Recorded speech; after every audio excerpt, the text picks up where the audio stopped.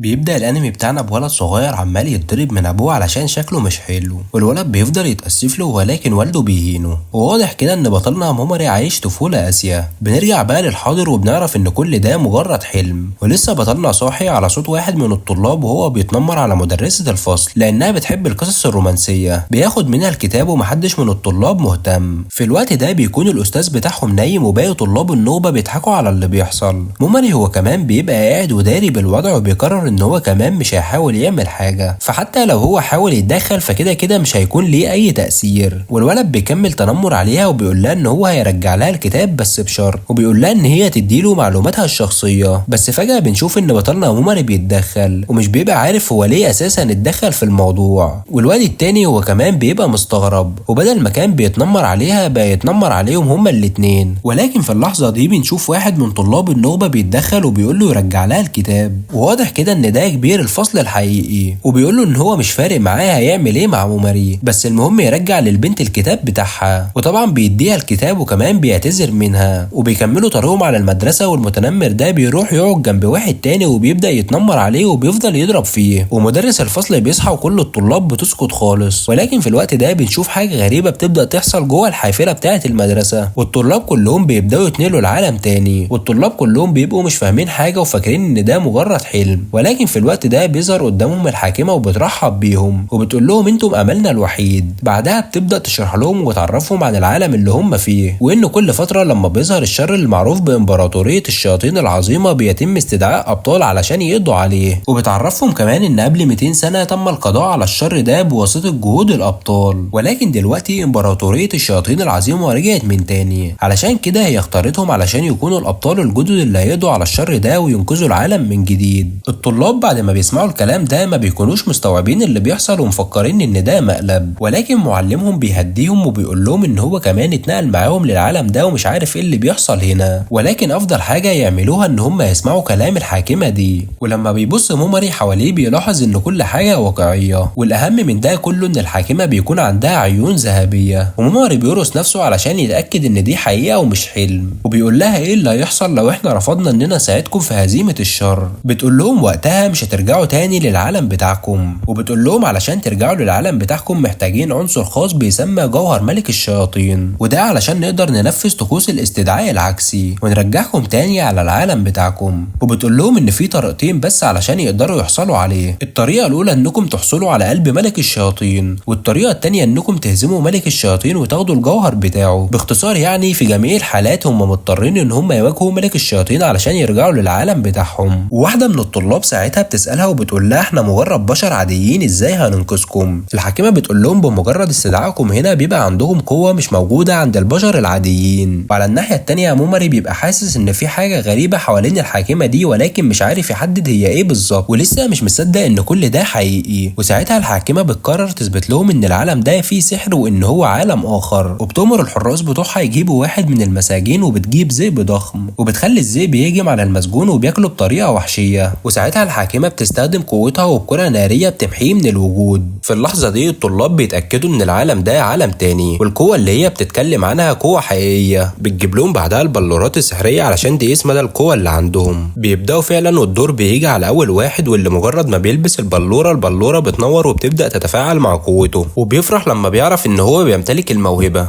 وبيجي الدور على اللي بعده واللي بعده واللي بعده، وكلهم بتتفاعل معاهم لحد ما بيجي الدور على الطالب المتنمر. واول ما بيلمس البلورة بتبدأ تنور جامد، وكل الموجودين بيتصدموا معنى كده ان هو هيبقى بطل من المستوى ايه. والدور بعدها بيجي على توكاتو، اول ما بيستعمل البلورة بتنور جامد، والبلورة نفسها بتتكسر والكل بيكون مبهور. والحاكمة بتسقف له وبتقول له مبروك انت بقيت اعلى رتبة، وبتقول له رتبتك هي من الدرجة اس. بيكملوا تقييم واغلب الطلاب بيحصلوا على رتبة عالية، وبيبقى في 3 طلاب حصلوا على الرتبة اس. والحاكمة بتكون مش مصدقة ان في 3 طلاب من الفئة اس، وبتقول ان استدعاء شخص واحد من الفئة اس بنبقى محظوظين جدا، ولكن من الواضح ان مستواهم المرة دي عالي جدا، وخصوصا توكاتو اللي بيحصل على قوة كبيرة ونادرة وتصنف الاخطر. وفي الاخر الدور بيجي على بطلنا مومري، بيطلع على المنصة وبيعرفهم بنفسه. بيجي يستعمل قوته، ولكن في الوقت ده بنشوف ان البلورة بتنور باللون البنفسجي، والغريب ان هو اضعف نور ما بين كل الطلبة. والحاكمة بتتجاهله لما بيسألها نسبته كام، وبتتجاهله على الاخر وبتقول لهم اللي بعده، وبتستمر التقييمات. وبعدها الحاكمة بتطلب منهم يبصوا بيبصوا على شريط الحالة وبتشرح لهم ان الارقام اللي موجودة في شريط الحالة بتعبر عن مستواهم وقدراتهم الجسدية والسحرية. الطلاب بتبدأ تشوف ارقامها ومومري بيلاحظ ان ارقامه قليلة كتير عن باقي اصحابه، والحاكمة بتتكلم بعدها عن المهارات الفردية وبتعرفهم ان كل واحد عنده مهارة خاصة هو بس اللي يقدر يستخدمها، وفي مهارات بتتولد بيها وفي مهارات مكتسبة مع الوقت. ومومري بياخد باله ان هو بيمتلك مهارة فريدة وهي الحاق اضطرابات الحالة. وفجأة الحاكمة بتقاطعهم وبتنادي على مومري وبيكون مستغرب هو عمل ايه، وقالت للفرسان يشدوه بالعافية ويرموه جوه الدايرة، وبتقول لهم ان الابطال اللي مستواهم ضعيف دايما بيكونوا عائق على الابطال بالمستوى العالي، علشان كده قررنا اننا هنتعامل مع الابطال الضعفاء من البداية والحل اننا بنتخلص منهم. ولكن الطريقة دي كانت بتتسبب في حدوث صدمة كبيرة لباقي زمايله، وعلشان كده قررنا حتى اضعف الابطال هنديهم فرصة. وبتقول له ان الدايرة دي هتبعتك لمكان معين، ولو انت قدرت تنجى من المكان ده وتوصل للسطح مش هنتدخل في حياتك تاني ووقتها تعيش حياتك بحرية. بيكون مومري مصدوم من كلامها وبيقول لها الاطلالة دي خطر، فبتقول له مين عارف، زمان كنا بنبعت عليها العديد من المجرمين الخطيرين وعدد كبير من الابطال. وبتقول له هعرفك بس اسمها، وهي اسمها اطلالة التخلص، واظن يا اصحابي واضح من الاسم ايه اللي بيحصل هناك. ووقتها بيخاف وبيقول لها ان هو عنده مهارة فريدة وهي اسمها الحاق اضطرابات الحالة، اكيد في حاجة غلط. والحاكمة بتقول له في العالم ده مهارة اضطرابات الحالة ملهاش اي قيمة، ومزايا نجاحها بتكون ضعيفة جدا، وحتى لو نجحت يا دوب بتنجح على الوحوش اللي مستواهم منخفض، يعني ملهاش اي لازمة يعني. ولكن حتى نقاط الحالة اللي عنده قليلة جدا، يعني حتى لو حاولت تطور من مستواك برضه مش هتتحسن بشكل كبير. مومري في الوقت ده بيحاول يعترض وبيقول لها انت استدعيتيني وخليتيني بطل ودلوقتي عاوزة تخلصي مني ازاي كده. ولكن في الوقت ده بنشوف ان باقي زمايله بيقولوا لها ان هو ضعيف وهيكون عبء علينا، وحتى صاحبه تومهيرو اللي بيحصل على قوة كبيرة بيتنمر عليه. ولكن في اللحظة دي بيفتكر لما كان بيتعرض للتنمر وهو اللي كان بيساعده، والطقوس بدأت تشتغل والحاكمة بترميله كيس من الجلد وبتقول له ان دي الأداة الفريدة بتاعتك. وبنعرف ان الأبطال بيحصلوا على أداة فريدة عند استدعائهم، وفي حالة مومري فالكيس المعفن ده بيكون الأداة الفريدة بتاعته، وكل ما يحط سحر في الكيس الجوهرة اللي في الكيس هتنور. ووصل الوقت وبنشوف ان يسوكي من الرتبة اس بتتدخل وبتحاول تدافع عنه، بس الحاكمة بتهجم عليها وبتفقدها الوعي، وبتروح بعدها تكمل الطقوس وبتقول لهم اتفرجوا كويس على اللي حصل ده وهي دي نهايتكم. مومري في الوقت ده بيتعصب جدا وبيحاول ان هو يهزمها بمهارة الحالة بتاعته، ولكن الحاكمة بتصدها بكل سهولة وبتقول له انها بتمتلك حاجز بيمنع اي نوع من مهارة الحالة ان هي تأثر فيها. وبيفتكر تاني لما كان صغير وبيفضل يعيط ويبكي بسبب ضرب ابوه، وساعتها بتظهر شخصيته الحقيقية وبيقول لنفسه انت بتعيطي ليه؟ مهما ادعيت انك شخص كويس ومش مؤذي دايما انا عارف ان دي مش طبيعتك. وبيقول لنفسه وريهم شخصيتك اللي انت مخبيها. مومري وقتها بيضحك وسط كل ده وبيقول لها احسن لك تجهزي نفسك للموت من دلوقتي، وبوعدك ان هرجع عايش وساعتها هنتقم منك. التعويذة بعدها بتشتغل ومومري بينتقل على اطلال التخلص، وبعدها بيلاقي نفسه في مكان مظلم ومومري بيستخدم سحره على الكيس اللي خده من الحاكمة، وبالطريقة دي البلورة بتنور وبيستخدمها زي كشاف، فبياخدها وبيبدأ يتمشى في المكان. وهو بيتمشى بيلاقي جثة مقسومة نصين على الارض، ساعتها بيتأكد ان في حاجة هنا هي اللي عملت كده، وفجأة بيظهر وراه وحش وبيضربه ولكن بيهرب منه في اخر لحظة، وبيقوم بسرعة وبيطلع يجري باكتر سرعة عنده من الرعب، وبيقول لنفسه مفيش مقارنة حتى بينه وبين مستواه، وبيفضل يجري وهو عمال بيعيط وميت من الرعب ودموعه بتنزل، والواد يا عيني بيبقى مش عارف يعمل ايه. ولكن في الوقت ده شخصيته التانية بتظهر وبيقول في نفسه ان هو مش خايف، ولكن بيفكر في اصحابه اللي هو اتخلى عنه والحاكمة اللي بعتته لهنا، وساعتها بيتأكد ان اللي جواه ده مش خوف ولكن هو محبط عشان الكل اتخلى عنه. والوحش بيصرخ في وشه وشكلها كده هتكون النهاية، ومومري بيكون مش معاه اي اسلحة ونقاط الحالة بتاعته بتكون سيئة ومهارته بتكون اسوأ، وفعلا بيقرر ان هو يستسلم وشكلها كده بتكون النهاية. ولكن في الوقت ده بيفكر تاني في كلام اصحابه وتنمرهم عليه، بيقعد بسرعة وبيشغل مهارة الحالة على الوحش، وفعلا الوحش بيفضل ثابت في مكانه ومش عارف يتحرك. مومري بيبقى متفاجئ ولكنه بيقوم وبيكمل جري ومش فاهم ايه اللي بيحصل، وبيقول لنفسه مش المفروض اضطرابات الحالة دي مش هتنجح الا على الوحوش الضعيفة، يبقى ازاي نجحت على الوحش ده؟ غالبا الموضوع ده كان صدفة. بيكمل هروب ولكن في الوقت ده بيقابل وحش تاني على شكل فرخة، والوحش ده لسه هيهجم عليه ولكن مومري بيستعمل مهارة الشلل وبرضه بتنجح على الوحش. وفي اللحظة دي بيتأكد ان الموضوع ده ما كانش صدفة ولا حاجة، وبيقول في نفسه معقول تكون المهارات بتاعته الحقيقية دي مختلفة عن العالم اللي هو فيه ده. بيفتح شريط الحالة بتاعته وبيلاقي نقاط المانا بتاعته قربت تخلص، وده لانه استعمل المهارات دي 3 مرات لحد دلوقتي، مرة على الحاكمة ومرتين على الوحشين اللي قابلهم، وبمجرد انها تخلص منه فدي هتكون النهاية. بيقرر بعدها ان هو هيستعمل مهارة السم، وبما ان مهارة الشلل بتنجح فمعنى كده ان مهارة السم هي كمان هتنجح. بيبص على شريط الحالة بيلاقي خلاص نقاط المانا بتاعته وصلت للصفر، وفي الوقت ده بيوصل الوحش اللي استعمل عليه مهارة الشلل من شوية، وبيعرف ان مدة المهارة خلصت، وبيبدأ يفكر في اصحابه وابوه لما كان بيضربه، ووقتها بيعرف ان مفيش حد هيجي ينقذه، وبيقرر ان هو يساعد نفسه ويعمل اي حاجة علشان يعيش. ولكن ازاي هو يعمل كده؟ هو تقريبا استهلك اغلب مهاراته والمانا خلصت وبدأ يحس بالتعب، وحتى لو هو عرف يخلص من الوحشين دول فكده كده نقاط المانا مش هتكفي ان هو يخرج من هنا. والوحش بيهجم عليه، وموماري بيحاول ان هو يستعمل سحر الشلل مرة تانية ولكن بيفشل ومفيش حاجة بتحصل، والنظام ساعتها بيظهر له وبيعرفه ان هو مش هيقدر يستعمل نفس المهارة اكتر من مرة، وبيلاقي قدامه مهارة تانية وهي مهارة النوم، فبيستخدمها بسرعة عليه وفعلا بتنجح والوحش بيغمى عليه. بعدها بيستعمل مهارة السم، وبدأ موماري يحس بالتعب، وده لان نقاط المانا اللي عنده خلصت. وللاسف في الوقت ده بيلاقي وحوش كتير ظهرت حواليه وعاوزين يقتلوه، ولكن موماري بيكون مش خايف منهم وفعلا بيبدأ يستخدم مهارة الشلل عليهم واحد ورا التاني، والتعب عمال بيزيد. ولكن كل ده ما بيأثرش عليهم، وعددهم بيكون كبير جدا وتقريبا بيكون ملهمش نهاية، وكمان الوحوش لسه عمالة بتيجي والوضع بيتصعب اكتر واكتر. وقتها موماري بيقول انا لو فضلت اهرب هموت، ولو استسلمت هموت برضه، فمادام كده كده خربانة فبتبقى مش فارقة. بيبدأ يستعمل عليهم طاقة حياته، وبيبدأ يستخدم مهارة الشلل لحد ما بيوصل لحدوده، ومش بيبقى فاضل غير هجوم واحد بس، والوحوش بتبدأ تكتر عليه، ولسه كانوا هيخلصوا عليه ولكن النظام بيظهر له وبيقول له ان مستواه ارتفع لان الوحش اللي استخدم عليه مهارة السم مات، وهو اخد الطاقة بتاعته كلها. وساعتها بيبدأ يستخدم مهارة الشلل على الوحوش وهو مش فاهم ايه اللي بيحصل. بيبص وراه بيلاقي الوحوش اللي استخدم عليها المهارة خلاص ماتوا، ولانهم ماتوا فده بيخليه يكسب عدد كبير من نقاط الخبرة، ومستواه بيرتفع، وبيضحك وبيقول فهمت ان ده معناه ان هقدر اكمل قتال. وبيبدأ يقاتل الوحوش واحد ورا التاني وقوته عمالة تزيد. ومش كده وبس، حتى كمان مهارة الشلل هي كمان مستواها بيرتفع، ودلوقتي بقى يقدر يستخدمها على اكتر من وحش في نفس الوقت. وبيكمل قتال الوحوش من خلال ان هو بيستخدم مهارة الشلل عليهم، وبعدين بيستعمل السم وبيقتلهم. وبيخمن ان الحاكمة هي اللي بعتته هنا علشان تقتله، وغالبا هي كسبت عليه علشان هو الوحيد اللي مش بيتأثر بالمهارة بتاعته. وكده نسبة نجاحه في الإطلالة دي بقت 100%. وخلال ما هو واقف بيلاحظ ان مفيش علامة هدف بتظهر على الوحوش اللي واقفين وراه، وكمان ما بيقدرش يستعمل المهارة بتاعته على الوحوش البعيدة، وان في مسافة محددة ما يقدرش يستخدمها فيها. وبيستخدم مهارة الشلل على وحش من الوحوش اللي استعملها ضدهم قبل كده، وبرضه بيقول له ان هو ما ينفعش يستخدمها مرتين، ومعنى كده ان دي حاجة مش هتتغير حتى لو مستواه ارتفع. موماري عمال بيحلل في مهاراته وبدأ يفهم اكتر عنها، وبيروح بيستخدم مهارة السم على باقي الوحوش المشلولة، وبدأ يشوف ان الوحوش دول كانت تزويد خبرة ليه مش اكتر. وبيلقي نظرة على شريط الحالة وبيلاقي الارقام ارتفعت بشكل كبير، وبيروح بعدها يقعد وبيستنى باقي الوحوش لما تموت من تأثير السم. والنظام كل شوية عمال بيقول له ان مستواه بيرتفع اكتر، وكل مهاراته بقت من المستوى التاني، وبيقول في نفسه بالقوة دي هيقدر يخرج من هنا وهيقدر يهزم الوحوش ايا كانت عددها. والمفاجأة ان الوحوش كانت بتخاف منه وبيهربوا من المكان. وبيروح بعدها يدور في مكان تاني وبيلاقي جثث ابطال قبله كانوا موجودين في المكان ده وماتوا، فبياخد لبسهم واي حاجة هتفيده وبيكمل في طريقه عادي. وخلال ما هو ماشي بيحس بالجوع والعطش، وبيفضل يدور ولكن مش بيلاقي اي حاجة صالحة للاكل جوه الاطلالة دي. وساعتها بيجي في باله فكرة مجنونة، والوحوش اللي قتلهم بعد ما بيتأكد ان مفعول السم خلاص راح بيحاول يقطع اي حتة لحمة من جسمهم وياكلها، لكن جسمهم بيبقى صلب، فبيقرر ان هو ياكل عينه. ودي حاجة بتعرفك يا صديقي ان الجعان هياكل التراب، ولكن عينه بتبقى عبارة عن حمض. وبيدرك ساعتها ان المكان ده مصنوع علشان يموت اي حد يدخله. وبيدرك يا صديقي ان كده كده عمره ما هيلاقي اكل جوه المكان ده. وفي خلال ما هو نايم على الارض ومش قادر يتحرك، فجأة بيلاقي ان لون البلورة اللي على كيس الجلد بدأ ينور، وبيحس ان الكيس ده فيه حاجة. وبيجي يفتح الكيس بيلاقي جواه اكل وشرب، وبيبقى فرحان جدا. وبكده بنبقى عرفنا ان دي واحدة من قدرات الاداء اللي معاه. بتعدي الايام وموماري بدأ يتعود على الحياة جوه الاطلالة دي، لدرجة ان اكل الوحوش بقى عنده شيء عادي. وبنشوف ان مستواه بدأ يعدي 600 وبيقدر يخلص على عدد كبير من الوحوش. وفي الوقت ده بيبدأ يسترجع ذكرياته لما كان صغير والحياة المرة اللي هو كان عايشها، لدرجة ان هو فكر حتى يقتل ابوه، وكان بيقول في نفسه ان انا ما قتلتهوش، هو اللي قتلني. ولكن في الوقت ده خالته وجوزها بيوصلوا للبيت وبينقذوه من الحياة اللي هو كان فيها. ولكن الغريب ان دلوقتي ما بقاش حاسس باي نوع من الخوف لما بقى يقتل الوحوش دي، لدرجة ان هو بقى يخاف من نفسه. ولكن نفسه التانية بتظهر وبتقول له ان هو لازم يقبل نفسه كده، والا هو عمره ما يخرج من المكان ده. وبيخلص اكل وحوش وبعدها بيتجول في الاطلال، واثناء ما هو بيمشي بيلاقي وحش غريب كده عبارة عن عين وطالع لها ديل، وبيستخدم مهارة الشلل والسم وبيخلص عليها. وبعدها بيكمل طريقه وهو حاسس ان المكان ده مختلف عن الباقي. بيلاقي باب غريب كده في نصه جوهرة وبيستخدم سحره فيها، والباب بيفتح. بيدخل وبيلاقي 2 من الابطال اللي تم التخلي عنهم مفيش اي اثر ولا اي نوع من المقاومة، وواضح كده ان هم قرروا ان هم يموتوا مع بعض بسبب الجوع. وبيروح يدور في الحاجة اللي معاهم وبيلاقي عدد كبير جدا من المجوهرات، ويعتذر منهم لانه هو هياخدها معاه ويمكن تنقذ حياته لما يخرج من هنا. بيخرج بعدها من المكان وبيفضل يفتح الغرف الموجوده في المكان لحد ما بيوصل على غرفه 25. بيستعمل سحره وبيلاحظ ان الباب بيسحب كميه سحر اكبر من باقي الغرف، وفعلا الباب بيفتح وجوه بيلاقي جثه وحيده وبيلاقي جنبها رساله وبيبص فيها وبيلاقي ان هو قادر يفهم لغه العالم ده. بيبدا يقراها فعلا وبيبان ان الشخص ده هو اللي كاتبها، وبيقول فيها كل الناس زمان كانت بتناديه بالحاكم العظيم، ولكن اسم الحقيقي هو بطل الظلام أنجلين. واول ما بيعرف بيتصدم، وهي دي نفس القوه اللي صاحبه حصل عليها، قوه بطل الدمار السابق واللي كان بيعرف بالاقوى. وبيكمل قراءه وبيعرف ان الحاكمه هي اللي بعتته هنا بالغصب بعد ما خلاص زهقت منه وما عادتش عايزه منه حاجه. وانت اللي بتقرا الرساله اللي عندك الاراده انك تخرج. في حاجه مهمه عاوز امنك عليها، حاجه جبتها معايا لحد هنا لان كنت حاسس ان هموت في المكان ده. وبيكمل مومري قراءه، وبعد ما بيخلص بيبقى متعصب على الاخر لان الحاكمه قالت ان امبراطوريه الشياطين العظيمه هي الشر اللي لازم يقضوا عليه، ولكن واضح من كده ان هي ما اختلفتش عنهم وهو ما يختلفش عنها، وده لان هتبدا معركه ثلاثيه بين 3 اشرار وهم الحاكمه ومومري وامبراطوريه الظلام العظيمه. بيروح يدور في الحاجه اللي مع الساحر وبيلاقي كتاب الفنون المحظوره مكتوب فيه صفات الادويه وادوات سحريه، وبيلاقي كمان ان فيه سحر محظور وبيحاول يقراه ولكنه مش بيعرف. بس بما ان الساحر الاسطوري بنفسه عمل كل اللي يقدر عليه علشان يخبيه معاه، فده بيدل انها تعويذه قويه، ولو مومري عرف يفك رموزها ممكن تكون دي بطاقته الرابحه ضد الحاكمه. بياخد بعدها الحاجه منه وبيعتذر منه علشان ما قدرش يلحقه، ولكن اثناء وهو ماشي بنلاقي جمله مكتوبه بالدم جوه الكتاب، وهي احذر من اكل الارواح لانه هو اللي قتل الكل ومحدش عرف يخرج من الاطلاله بسببه. بدا يكمل طريقه جوه الاطلاله لحد ما بيوصل اخيرا لباب الاطلال، ولكن من الواضح ان هو محتاج بلوره معينه علشان يفتح، واللي بياكد ان اكل الارواح موجود هنا، ان حتى بطل الظلام ما قدرش يهزمه. بيروح بعدها يبص في احصائيات حالته مره اخيره وبيقول في نفسه انا عملت كل حاجه اقدر عليها علشان ارفع مستوايا طول طريقي هنا، وبيفضل يدور عليه لحد ما بيشوفه من بعيد. وبالنسبه بقى لاكل الارواح ده بيبقى عباره عن راس وحش متعلقه على الحيطان وفي نصها جوهره، وهي دي بقى الجوهره اللي هو محتاجها علشان يخرج من هنا. وبيحاول يستخدم مهاره الشلل، وفي لمح البصر الوحش بيخرم له ايده ومومري بيقفل الجرح بقماشه، وبنعرف ان في اللحظه دي اللي هيحاول يهاجمه فيها بمهاره الشلل بتاعته مش هيلحق حتى ينطق التعويذه، وكده هزيمته هتكون اصعب. ومومري محتار ومش عارف يعمل ايه، هل يتراجع ويحاول يفهم مستواه اكتر ولا يخاطر ويحاول يقتله؟ بس حتى لو هو عمل كده وحاول يتراجع ده مش هيفيد بحاجه. فكر ان هو يستناه لما يلاقي طريقه يطور بيها قوته، بس الوحش بيخرج من مكانه وبيبدا يتحرك ومومري مش عارف هو ناوي على ايه. وفي الوقت ده بنشوف ان اكل الارواح بيبدا يخرج ماده غريبه من بقه، والماده دي بتشكل لنفسه ملامح الناس اللي هو كان اكل ارواحهم جوه الاطلاله، ونفس ملامح الناس قبل ما تموت، وهو بيوريه المنظر ده علشان يراقبه ويشوف هو يتصرف ازاي. وهي الطريقه دي اللي اكل الارواح بيسلي بيها نفسه. وبنشوف في نفس الوقت ان اكل الارواح بيفتح عينه وبيبدا يبتسم ومستني يشوف مومري هيعمل ايه، وفعلا مومري بيستعمل عليه مهاره الشلل، ولما بيجي يستعمل السم بتظهر طبيعته البشريه ومش بيقدر يقتلهم. وحتى برضه لو دول يعتبروا اموات فهم ارواح بشر، وهو برضه عمره ما استعمل مهارته على بشر زيهم زيه. وبيفضل يبكي وبيقول ان هو برضه ما بقاش قاتل للدرجه دي وما يقدرش يستعمل مهاره تدمير الجسم على بشر زيه، وبيقول انا لسه انسان واكل الارواح بيكون مستمتع بمعاناته. وبيبدا يخرج وحوش تاني على شكل بشر ومومري برضه مش بيبقى قادر يهاجمهم، وبيفضل يوصف ويبكي وبيطلب المساعده من اي حد. واكل الارواح بيكون وصل لاقصى درجات المتعه، ولكن هي دي اللحظه اللي مومري كان مستنيها. وايوه وبالظبط كده، وبسرعه بتتغير ملامح مومري من حزن لاشمئزاز وبيستعمل مهاره الشلل عليه، وبيطلع ان كل ده كان مجرد تمثيل يا صديقي، وهو عمل كده علشان اكل الارواح يستهين بيه ويرخي دفاعه، وبيقول هو ده عيب اي حد واثق في نفسه. وفي لحظه مهارته ارتفعت وبقى في المستوى الثالث، ومومري بقى يروح على الوحش وبيقول له ايه رايك في تمثيلي؟ عجبك مش كده؟ وبقى هو اللي بيضحك عليه وبيقول له كنت بحاول ما بقاش شخص مؤذي وحاولت اكون شخص لطيف لدرجه ان كنت هضحك على نفسي، كنت مضطر العب دور الشخصيه العاديه لسنين طويله، ولكن دلوقتي انتم اللي ابتدأتوا، وهرد العدوانيه بالعدوانيه، واللي عاوز يتقتل يجي يقف في وشي. بيستعمل مهاره الشلل على الارواح اللي حواليه، وبعدها بيروح على اكل الارواح وبيتريق عليه وبيقول له انت اكيد ما كنتش متوقع ان نهايتك هتكون على ايدي، بس للاسف الضعيف تم ارساله للتخلص منك. بعدها بيستعمل عليه مهاره النوم والسم، والجهاز بيقول له ان مهاره السم بقت عنده في المستوى الثالث كمان، وبيستعمل على باقي الارواح بعدها مهاره النوم علشان تريحهم من الم السم، والنظام بيقول له ان مهاره النوم هي كمان ارتفعت للمستوى الثالث. وبنشوف اكل الارواح بيبدا يتكسر وبيخرج منه روح كل الابطال اللي هو خلص عليهم،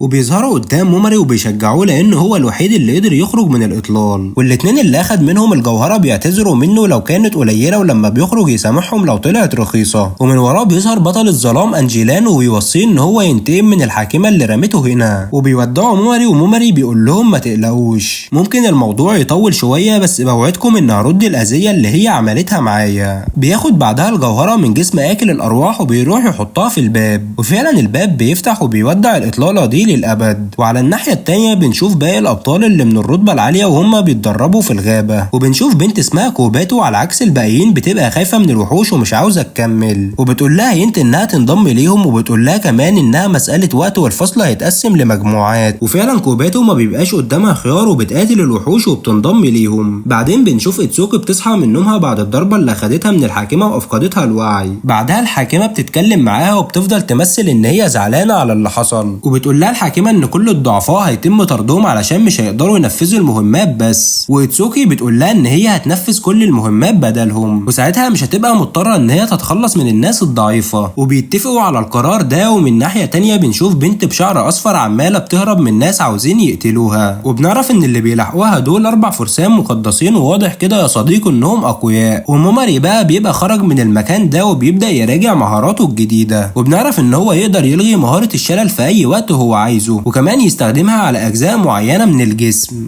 وبيقدر كمان يلغي تاثير السم ويخليه غير قاتل، وبكده مش هيبقى مضطر ان هو يقتل كل اهدافه. واثناء طريقه بيلاقوا مجموعه من السلايم بيضربوا سلايم صغير، بس هو بيقدر يدافع عن نفسه وبيضربهم كلهم في نفس الوقت. في الوقت ده مومري بيحب الموضوع وبيستخدم سحر الشلل على باقي السلايم، وبيتاكد ان هو يقدر يغير السم ويلغيه في اي وقت، وبيساعد السلايم الصغير وبياخده معاه، وبيكون اسمه بجمورة. ومومري بقى بيقول له السلايم يراقب ظهره علشان لو حد جه من وراه يعرف. بيبدا يقرا كتاب السحر المحظور وبيلاقي ان جواه معلومات مهمه عن تجارب اتعملت على الوحوش وازاي يخليه اقوى بكتير. بنرجع بقى للبنت اللي بتعرف انها مش هتقدر تهرب منهم، وبتقرر تقف وتقابلهم، وبتستخدم اداه سحريه بتزيد من قوتها. والفرسان المقدسين بيلاقوا مومري بالصدفه، واللي اول ما بيشوفوه بيفضلوا يتريقوا عليه وعلى شكله وبيقولوا له طلع اللي معاك، وبيكون مرعوب منهم وبيحاول يهرب، ولكن واحد منهم بياخد باله منه. في الوقت ده مومري بيستعمل عليه مهاره الشلل وبيوقعه، وباقي الفرسان بيكونوا مصدومين من اللي هو عمله. ومومري بيقول لهم ان وحوش الاطلال اقوى منكم بكتير، ولكن على عكسهم فانتم عدوينكم اكبر منهم بكتير. وفعلا بيستخدم عليهم مهاره السم وبيخلص عليهم كلهم، وبيروح بعدها يتاكد ان هم ماتوا وبياخد اي حاجه مفيده منهم. وبعد ما بيخلص بيبقى حاسس ان في شخص لسه موجود هنا، وبنروح بقى للبنت اللي كانت بتجهز لقتلهم، ولكن في الوقت ده بتحس بوجود شخص تاني جاي عليها، بتتوتر وبتستبعدها علشان تقتله. ولكن في الوقت ده مومري بيجي وراها وبيستعمل مهاره الشلل عليها، ومومري بيقول لها انا حسيت بنيه الهجوم. فالبنت بتقول له ايه هو هدفك؟ فمومري بيقول لها انا تايه ومش من هنا ومش عارف اي حاجه عن المنطقه دي. بيسالها لو تعرف هم فين، ولكن بتقول له قبل ما اجاوبك بتقول له انت قابلت 4 فرسان؟ فبيقول لها ايوه. فبتقول له هم فين؟ فبيقول لها انا قتلتهم. البنت بتبقى متفاجئه ان هو هزم ال3 فرسان لوحده، بس بيكون واضح كده انها بتقدر تميز الكذاب من الحقيقه، تعرف ان هو صادق وهو اللي هزم ال4 فرسان. بيسالها بعدها عن المكان اللي هم فيه، والبنت بتعرفه ان هم موجودين في الغابه. بيطلع لها التعويذه المحظوره وبيسالها اذا كانت تعرف اي حاجه عن اللغه اللي مكتوبه بيها، ولكنها بتقول له دي لغه قديمه، وبتقول له ان في شخص ممكن يكون عارف اللغه دي وكان عندها معرفه كامله عن الفنون المحظوره اللي في العالم، وعلشان كده اعتبروها شخصيه خطيره وطردوها من موطنها. ومومري بيسالها وبيقول لها ودي الاقيها فين؟ بتقول له في مكان مليان بالوحوش وهو عباره عن مكان فقير موجود في نص القاره، وبيقول لها كلها دقايق وتاثير الشلل هيروح وساعتها هتقدري تتحركي، وهي بتشكره على انقاذ حياتها. مومري بيبقى حاسس ان البنت دي بتفكره بخالته، وبعد فتره بيقدروا يوصلوا على المدينه الجديده. بيتكلم مع الحراس وبيقول لهم ان هو هيبقى من المرتزقه علشان ناويين ان هم ياخدوا اطلاله جديده، ومحتاجين لاكبر عدد من المرتزقه الاقوياء علشان يقدروا يدخلوها. وفعلا الحارسه بتسمح ليه ان هو يدخل، وبيكون مستغرب من الهدوء اللي عندهم وان اي حد يقدر يدخل من غير تفتيش. بعدين بيوصل لاحد الفنادق، ولما صاحب الفندق بيشوف هدومه مقطعه بيقول له الليله ب 200 عمله، وبيكون فاكره مش معاه المبلغ ده، بس مومري بيديله مبلغ كبير وبيقول له يجيب له هدوم جديده كمان معاه. وحرفيا الفلوس بتعمل اي حاجه، وبيستخدم اسم هاتوفل علشان محدش يعرفه، وبيروح بعدها يرتاح وبيلبس هدوم نظيفه. بيقرر ان هو يتجول اكتر في المدينه ويشوف نقابه المغامرين، فبيقرر ان هو يدخلها بما ان دي هتكون مصدر كويس لجمع المعلومات. بيدخل فعلا وبيقعد ياكل، والاول مره من فتره بعيده مومري بياكل اكل طبيعي لدرجه ان هو ما كانش مصدق نفسه من حلاوه الاكل. وفي خلال ما هو قاعد بيسمع المغامرين بيتكلموا عن الفرسان المقدسين اللي موجودين في كل مكان، وبيتكلموا عن اقوى المحاربين اللي موجودين في المدينة. بيجي اليوم اللي بعده علشان يقدم وبيشوف شخص مهتم ببنته وانها واحدة من الالفا وانها الملكة، لكنها مش بترد عليه وبتشيل القناع وبتجرحه قدام الجميع وانها مش الملكة، وهي بتطلع نفس البنت اللي موموري قابلها في الغابة. بعدين موموري بياخد بعضه وبيدخل على الاطلالة، وهو نازل بيشوف 2 من المغامرين وهم بيهربوا من وحش. موموري بقى بيستخدم عليه الشلل وبعدين السم وبعدين بيجيب خنجر وبيطعنه علشان محدش يعرف مين هو اللي قتله او اتقتل ازاي. وعلى عكس وحوش الاطلالة فالوحوش دي بتكون سهل قطعها، والمغامرين اللي كانوا هربوا من شوية بيرجعوا وهم معاهم واحد من المرتزقة ولكنهم بيشوفوا الوحش ميت. بيكمل موموري جوه الاطلالة ومش بيكون حاسس باي تهديد من الوحوش اللي موجودة هنا. بيقرر يرتاح وبيلقي نظرة على شريط الحالة بتاعه وبيلاقي ان هو مش بيحصل على نقاط خبرة مقابل قتل الوحوش اللي هنا، فبيقرر ان هو يتحرك اسرع ويحاول ينهي الموضوع بسرعة. ولكنه في خلال ما هو ماشي بيسمع نفس الراجل اللي كان بيتهم البنت انها من الالفا كان بيطلب من 2 من المرتزقة علشان يقتلوها ويعذبوها علشان خلته يتهان قدام الجميع. بس موموري طبعا مش هيسكت وبيقرر ان هو مش هيسيبهم بعد اللي سمعوا وبيخلص عليهم في لحظة بمهارته. بعدين بيقرر ان هو يرتاح شوية ويكمل، وبعد 3 ساعات بيصحى وبيروح علشان يكمل، ولكنه بيقابل في طريقه مجموعة من المغامرين وبيقولوا له ان في حاجة غريبة عمالة بتحصل جوه الاطلالة، والوحوش عمالة تموت بطريقة غريبة وفي اماكن عشوائية ومحدش عارف مين اللي بيقتلهم، وبيقول له نقابل حد يقول ان هو في خطر هنا وبيمشوا. وطبعا المغامرين مش عارفين ان اساسا هو اللي بيقتل الوحوش بالطريقة دي، وبيقول في نفسه هو في احسن من كده، فكل ما عدد المرتزقة هيقل هيكون الموضوع هيبقى في صالحه. وفي تالت طابق بيلاقي الكنز، ولما بيبص على يمينه بيلاقي تمثال على شكل تنين. وبما ان يا صديقي ان هو بيتفرج على انمي كتير فهو بيكون عارف ان التمثال ده يتحرك فبيقضي عليه قبل ما المعركة ما تبدأ. بس في نفس الوقت بيتفاجئ ان البنت دي كمان بتوصل وبيديها الكاس، وبتكون البنت مش مصدقة نفسها، والبنت بتقول له امال انت جاي هنا ليه؟ فبيقول لها تمشي وان هو مش محتاج مقابل، ولكن البنت بتفضل مصممة ان هي هترد له الدين. وقتها بيفتح طابق جديد والبنت بتكون مستغربة لانها بتحسب ان ده اخر دور، وبتطلب منه انها تبقى الحارسة الشخصية ليه علشان ترد له الدين اللي عليها. بيوافق بس عنده شرطين، والاول ان هو محدش يسأل التاني عن قدراته، والتاني ان هو مش هيضمن خروجهم احياء. وفعلا البنت بتوافق وبتوعده ان هي هتحميه حتى لو الموضوع ده هيكلفها حياتها. وبيسألها عن الوحوش الذهبية فبتقول له انها مناسبة لابطال عالم اخر لانها بتمنح نقاط خبرة اكتر، وبتعرفه ان الحاجة الوحيدة اللي بياخدوها منها هي نقاط الوحوش، وان قتل البشر مش بيكسبوا منه حاجة، وده بيفسر ليه هو ما حصلش على نقاط من قتل الفرسان المقدسين. بتكمل كلامها وبتعرفه ان الوحوش اللي بعيون ذهبية هم في الاساس وحوش عاديين، وبتقول له ان بسبب قوة الشياطين هم بيكتسبوا القوة دي. وبيبدأ يربط الكلام ببعضه وبيكملوا تجوال في الطابق، وبتحس البنت بوجود طاقة وحش ضعيف، ووقتها بيعرفها موموري على بيجمارو وبيلعبوا مع بعض. ووقتها موموري بيقول لها ان هي ترتاح شوية، بيعمل عليها تعويذة النوم وبتنام، بس المفاجأة ان شكلها بيتغير، وبتكون عاملة تعويذة بتغير شكلها بس بسبب تعويذة موموري بيظهر شكلها، وبتطلع فعلا ان هي واحدة من الالفا، وبيعرف ان هي قائدة الفرسان السابقة. وعلى الناحية التانية بنشوف 3 من فرسان التنين الاسود جوه الغابة اللي موموري خلص فيها على الفرسان، وبيقولوا بقى الاشاعات اللي طلعت صح. بعدين بتصحى البنت من النوم بعد ما مفعول المهارة ما بيخلص، وموموري بيعمل نفسه ان هو لسه صاحي من النوم علشان ما تعرفش ان هو عارف سرها. بيكملوا بعدها الطريق لحد ما بيوصلوا الاوضه فاضيه، وفجاه موموري بيقول للبنت ان هي تجري بسرعه، وبيظهر ملك الهياكل اللي هم جايين علشانه، وموموري بيعرف ان هو مستواه اعلى من الباقي. ووقتها البنت بتاخد الدور وبتقول له ان هي هتحميه، واستخبارات انت ومش عارف هو مين اصلا، وبتكون لسه هتستعمل كل قوتها. وموموري بيفاجئهم هما الاثنين وبيستعمل عليه مهاره الشلل، وبيقول لها كل الحكايه وان هو اقوى من باقي الوحوش اللي هنا، وبيستخدم عليه مهاره السم وبيخلص عليه. والبنت بتفضل متنحه وبيلاقي فعلا اللي هو عايزه، وبيقول لها هجاوبك على كل اسئلتك لما نخرج من هنا. ولسه هياخدوا بعض ويمشوا، ولكن في الوقت ده بيشوفوا قماشه بتنور مكان الهيكل العظمي ده، وبيلاقوا بيضه من نوع غريب كده بيقرروا ياخدوها معاهم. وعلى الناحيه التانيه بنروح لباقي الطلاب وبيكونوا جوه الكهف وعمالين يهربوا من الهياكل، وبتبقى قويه جدا عليهم والطلاب مش قادرين يعملوا معاها اي حاجه. واحده فيهم بتبقى اترجعت ومش قادره تهرب منهم، وفي الوقت ده بيهربوا منها بعيد عن وضربه في التانيه بيقدروا يقضوا على شويه منهم. وتوكاتو لسه بيستعمل سحر النار وبيشوف كل اللي فاضل منهم. بنرجع بقى للمدينه وبنشوف المغامرين متجمعين حوالين البنت ومش مصدقين انها قدرت تحصل على كاس التنين. ولما كان موموري خلاص هيمشي بتجري البنت عليه وبتقول له ان هو يحضر حفله تسليم الجائزه بتاعتها، وهو بيقبل وبيكون موموري خلاص جاهز الماده اللي هتزيد من قوه جامورا. بتوصل البنت في الموعد وبيقول لها ان هو محتاج حارس شخصي علشان يحميه في الطريق للوصول لارض الوحوش علشان يلتقي بالساحره اللي هتقدر تفك الرموز المحظوره. البنت بتفكر كده وبتقول له ان هي رايحه مملكه يوناتو، يعني ارض الوحوش بتكون موجوده في طريقها. بيحس ان هي متردده في الموقف وبينادي عليها باسمها الحقيقي، وبتعرف ان هو كشف حقيقتها وبيحكي لها لما كانت نايمه والتعويذه اتلغت، فبتعرفه ان هي عامله عقد مع الارواح علشان تخفي شكلها، بس لما بتنام العقد ده بيتفك. بيعرفها اسمه الحقيقي وبيقول لها ان هو اسمه توكا موموري، وبيقول لها ان هو ما حبش يكشف حقيقته قدام الناس، وبيتفقوا مع بعض وبيديها جوهره من اللي لقاهم في الاطلال، وبيقول لها طول ما احنا قدام الناس هنستخدم اسماء مستعاره. وبيقعدوا ياكلوا مع بعض وباقي المغامرين بيبداوا يتكلموا عنهم وبيطلعوا عليهم اشاعات، ولكن موموري بيهديها وبيقول لها خليهم يكلموا نفسهم. وبتعرفوا ان السحر المحظور ده تم حظره بواسطه الحاكمه، وعلشان كده محدش عارف يستخدمه. وبيتفقوا انهم يتقابلوا بعدين علشان يبداوا الرحله. وبنروح بقى للاحتفال وبنشوف ان الوقت بيكون اتاخر وموموري بدا يقلق من الموضوع، وبيقول لهم صاحب الحفله ان هو بعت دعوه لساحر كشف الاوهام. موموري كمان بيلاحظ ان هي اتاخرت، ونسيبنا بقى من ده كله ونروح للحاكمه وهي بتكون قاعده مع اوتساكي، وقالت لها ان هم لازم يخلصوا على الجنود الضعاف، بس ده ما كانش اتفاق بينهم واوتساكي بترفض. بنرجع بقى لبطلنا موموري واللي بيكون متاكد ان في حاجه حصلت معاها، وفعلا بيسمع حد وهو بيقول ان البنت اللي لقت الكاس طلعت البنت سيرس وهربت من الغابه المظلمه. واول ما موموري بيسمع كده بيتصدم، وبنشوف كمان فرسان التنين السود. وبنروح بقى لسيرس واللي بتكون مستمره في الهروب من ناحيه الغابه، وبتلاقي واحد من الفرسان وساعتها بتقرر خلاص ان هي تقاتل، وفعلا بتستخدم قوه الارواح ولكنها مش بتقدر تستخدم رداء الروح. في الوقت ده بيهجم عليها واحد من الفرسان الخمسه وبيقدر يوقعها على الارض، وبيكون خلاص هيقتلها، بس تتوقع ان موموري هيسيبها؟ لا والله، وبيخدره في مكانه وبيستخدم عليه سحر السم الغير قاتل. ووقتها سيرس بتعتذر له وبتقول له مش هنقدر نكمل مع بعض الاتفاق لان حياتي هتبقى معرضه للخطر، وبترجع له الفلوس وبيديها بقى كيس مليان جواهر، وبيقول لها انا مش فاضي ادور على حد تاني. وبيروح بعدها على الحارس اللي واقع على الارض وبيلغي من عليه سحر النوم، وبيقول له لو انت جاوبت على اسئلتي من غير كذب هسيبك تعيش. وبيقول لهم بما انكم كده كده هتموتوا فما عنديش اي مشكله ان اتكلم. ولسه هيتكلم ولكن في سهم بيترمي عليه بسرعه البرق وبيخترق راسه. بيبص وراهم وبيلاقوا الفارس الاسود هو اللي عمل كده بنفسه. موموري بيبص عليهم وبيلاحظ ان هم 4 بس، والفارس اللي اسمه سيفتو زي ما الباقي ما بيقول الاقوى في البشريه بيقول انا الامبراطور اللي سيرسي كانت بتخدمه زمان ودلوقتي قمر بقت لها. بنرجع بقى لورا شويه علشان نعرف ايه اللي حصل، وبنعرف ان كان في صراع بين مملكته وقعت تحت حكم الامبراطور مملكه تانية، وساعتها سيفت طلب من الامبراطور ان هو يسلمه اقوى شخص في مملكته واللي هي سيرس، بس هو رفض وسمح لها ان هي تهرب علشان محدش ياخدها. وعلشان كده قامت الحرب بين المملكتين، ولكن بعدها الامبراطور اتجنن على الاخر لما عرف ان في مكافاه محطوطه لاي حد هينجح ان هو يقبض على سيرس وهي لسه عايشه، وعلشان محدش يحصل عليها قرر ان هو يدفع كل اللي معاه مقابل ان هم يخلصوا عليها ومحدش في العالم ده يقدر ياخدها. وبعد ما سيرس بتسمع القصه دي بتتجمد في مكانها، بس سيفت بيقول لها ان هي لو قدرت تهزمه هيعفو عنها لانه عاوز يشوف قوه رداء الارواح اللي معاها. ووقتها سيفت بيبدا يركز مع موموري وبيسال مين ده. موموري بقى بيبقى عارف ان هو اقوى من اي شخص واجهه قبل كده، واي تصرف في الهجوم ممكن ينهي حياته. وقتها بيتقدم موموري وبيقول له اسمه مستعار، بس سيفت بيكشفه وبيقول له انت عاوز تكسب اكبر وقت علشان تلاقي ثغره تهجم بيها. وموموري بيقول له انت مش عاوز خصم قوي؟ بيقول له ليه ما تروحش للحاكمه فيوتشي مثلا. وبنعرف ان الحاكمه دي هي اللي بعتت موموري على الاطلال، وسيفت بيقول له ان هو ما يقدرش بسبب اتفاق بين المملكتين، وهي كمان المسؤوله عن تدريب الابطال من العوالم التانية، وان هو مستنيهم يبقوا اقوياء علشان يهزمهم كلهم، وبيتكلم بثقه زياده في نفسه. موموري بقى بيتاكد ان الشخص ده عنده قوه كبيره وان هدفه الوحيد ان هو يلاقي خصم قوي علشان يقاتله. وبيقول له موموري انت كل اللي انت عايزه خصم قوي علشان تقاتله مش كده؟ ايه رايك اكون انا الشخص ده؟ وبيكشف موموري عن نفسه وبيقول له اسم الحقيقي توكا موموري وهو واحد من الابطال دول، وبيحكي له قصته عن الاطلال وانها مش هتحكم فيه لو خرج من الاطلال عايش، وبيقول له لو سبتني امشي من هنا موعدك ان انا هبقى شخص اقوى بكتير. وفعلا سيفتي بيصدقه وبيقول له امشي ولكن يسيب سيرس، بس موموري بيعرفه ان هو بيستغل قوتها في تطور مهارته وهو محتاجها كمان، فبيضحك سوفت وبيقول له تمام يا عم. وقبل ما بيمشي بيقول له ان هو متحمس لليوم اللي هو هيقابله فيه من تاني. موموري بقى بيقول ما بدهاش، واول ما الجميع بيلقي نظره بعيد بيستخدم فورا عليهم مهاره الشلل. وايوان دي كلها كانت تمثيليه علشان يقدر يشوش انتباههم مش اكتر. وسيفتي كان واقع على الارض ومش قادر يتحرك من تاثير الشلل، وبيلاحظ ان هو بيتحرك كتير بالرغم من تاثير مهاره الشلل اللي بتدمر جسمه حرفيا كل ما بيحاول يتحرك. وسيفتي بقى بيقول لباقي الفرقه اللي هي وصلت علشان تساعده ان هم يهجموا عليه بس من بعيد، بس ده موموري يا عم بيستخدم عليهم مهاره بشموره اللي طورها وبيقدر يوصل تاثير الشلل لغايه عندهم في السماء. والواد حرفيا بيبقى عمال يجرب في مهاراته الجديده عليهم، وبيروح يتاكد انهم ماتوا بس بيلاقي سيفتي لسه عمال بيقاوم وبيتحرك ومش عارف ان ده بينهي حياته اسرع. وبيقول له بقى مش انا الحاكم ولا حاجه، انا مجرد شخص اتحول من بشري غلبان لفيروس هدفه الوحيد الانتقام، وبيموت اقوى شخص في البشريه وبيخلص الموضوع بينه وبين بين سيرسي والفرسان اللي خلصوا على بعض. بعدين بيقولوا هما مش 5 فرسان، طب احنا قتلنا 4، فين بقى الخامس؟ والغلبان مش بيكون عارف اساسا ان هو قتله هو والشخص اللي كان بيواجه سيرسي في البدايه. بينتقل بينا المشهد لباقي الطلاب، وبتوصل مدربه جديده بدل الحاكمه لانها مشغوله، وبتقول لهم جهزوا نفسكم بقى علشان هنرجع للعاصمه الملكيه، وجه الوقت علشان تدخلوا المرحله اللي جايه. بنرجع بقى للثنائي الجميل ده بعد ما مومري حكى كل حاجه عن الخيانه اللي تعرض لها من قبل اصحابه، وسيرسي بتوعده انها تستخدم كل قوتها في سبيل حمايته ومساعدته، وبتقول له انت ضحيت بحياتك علشان تنقذني وانا هعمل اي حاجه في المقابل علشان اردها لك. وبينطلقوا هما الاتنين على ارض الوحوش. بنروح بقى للطلاب اثناء التدريب، والجميع بيشوف بنت غريبه داخله عليهم، وبتقول لهم ان هي هتدربهم بدل فيشيوس لمده محدده علشان فيشيوس مشغوله. بيوصل بقى اوميدا وبيفكرها ان هي غلبانه زي بقيه الطلاب، فبتمس عليه بضربه بتظبطه، وبتقول لهم التدريب خلص وهرجعكم تاني للعاصمه قريب. مومري في الوقت ده بيكلم سيرسي وبيقول لها ان هدفه الوحيد الانتقام من الحاكمه، وهيعمل اي حاجه علشان يهزمها. وسيرسي بتقول له ان هو عمل كل اللي عليه علشان يساعدها، ولازم هي تساعده علشان ترد له الدين ده ليه. في مكان تاني بنشوف جنود الحاكمه فيشيوس بيشوفوا البلوره بتاعت مومري، وده دليل على ان هو خرج من الاطلاله، بس رئيسهم بيقول لهم مستحيل يكون خرج من الاطلال، وكمان لو حد طلع من الاطلال مستحيل يكون مومري، ففكك يا عم منه خالص. مومري بقى بيكون وصل لمحل علشان يجيب معدات، وبالصدفه بيشوف قناع ملك الشياطين السابق، وبيقرر ان هو يشتريه وبيلقب نفسه ملك الذئاب. في الاثناء دي بيكون في اجتماع بين الحكام بيتناقشوا في سبب موت الاقوى في البشريه، وازاي شخص عادي زي سيرسي تقدر تموت الاقوى في البشريه وفرقته كلها. بيعترض على كلامهم واحد من الحكام وبيقول لهم تعتقدوا ان موت الفرسان ال5 كان بسبب موت سيرس؟ فهنا بقى الكل بيسكت لان محدش كان متوقع انها تقدر تقتل واحد منهم. بيوصل جندي عندهم وبيقول للحاكم ده ان في فرقه اسمها مستخدمي السحر الملعون بيدعوا انهم قتلوا الفرسان ال5. في الطريق مومري وسيرسي بيقابلوا مبنى كبير عباره عن حلبة مصارعه بين العبيد، واللي بيفوز بياخد جوائز ماليه كتيره. فبيقرر مومري ان هو يشترك معاهم، بيحجز غرفه واحده ليهم هما الاتنين علشان يناموا فيها طبعا، ومش هيقدر ان هو يجيب غرفتين لان هو مفلس حاليا. ومومري بيلاحظ ان كل اللي في المطعم بيتكلموا عن اللي قتل فرسان التنين ال5، وواضح ان مستعملي السحر الملعون طلعوا اشاعه ان هما اللي قتلوا الفرسان ال5. ولسه ما كملش كلامه بيوصل مجموعه من الاشخاص وهم دول فرسان ايشنت او فرسان السحر الملعون، ومومري بيكون شايفهم شويه عيال ملهمش اي لازمه.